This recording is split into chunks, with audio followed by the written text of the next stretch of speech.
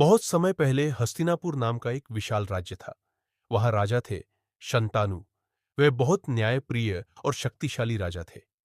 एक दिन राजा शांतनु गंगा नदी के किनारे घूम रहे थे। तभी उन्होंने एक अत्यंत सुंदर स्त्री को देखा। वह थी देवी। गंगा राजा उन्हें देखते ही मोहित हो गए और विवाह का प्रस्ताव रखा। गंगा ने कहा, मैं विवाह करूंगी, लेकिन एक शर्त है। तुम मुझे कभी किसी काम के लिए नहीं रोकोगे, चाहे मैं कुछ भी करूं। प्रेम में डूबे शांतनु तुरंत मान गए। 7 बच्चों को नदी में बहाना विवाह के बाद उनके एक एक करके पुत्र होने लगे। लेकिन हर बार गंगा नवजात बच्चे को उठाकर नदी में बहा देती।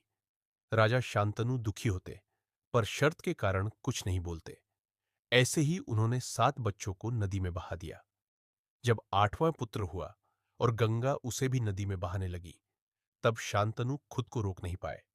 उन्होंने चिल्लाकर कहा, तुम कैसी मां हो? अपने ही बच्चों को क्यों मार रही हो? शर्त टूट गई। देवव्रत का जन्म गंगा मुस्कुराई और बोली, राजन, ये साधारण बच्चे नहीं थे। ये 8 वसु थे जिन्हें श्राप मिला था। फिर उन्होंने 8वें पुत्र को राजा को सौंप दिया। उस बालक का नाम था भीष्मा। पहले नाम था देवव्रत। वह अत्यंत तेजस्वी, बुद्धिमान और महान योद्धा थे। गंगा उन्हें अपने साथ ले गई और सभी विद्या सिखाकर वर्षों बाद वापस शांतनु को सौंप दिया। सत्यवती का आगमन कुछ साल बाद राजा शांतनु को एक मछुआरे की बेटी से प्रेम हो गया। सत्यवती उसके पिता ने विवाह के लिए शर्त रखी। सत्यवती का पुत्र ही राजा बनेगा। लेकिन राजा जानते थे कि सिंहासन का अधिकार तो देवव्रत का है, इसलिए वे दुखी रहने लगे। भीष्म की भयंकर प्रतिज्ञा जब देवव्रत को यह बात पता चली, तो वे स्वयं मछुआरे के पास पहुंचे।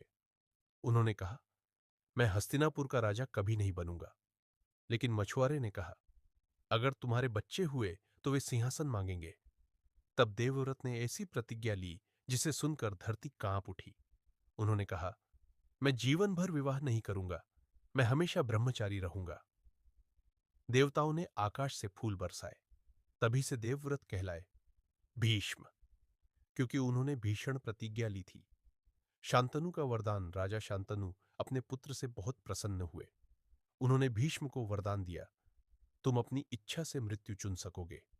यानी कोई उन्हें तब तक नहीं मार सकता था जब तक वे स्वयं न चाहे।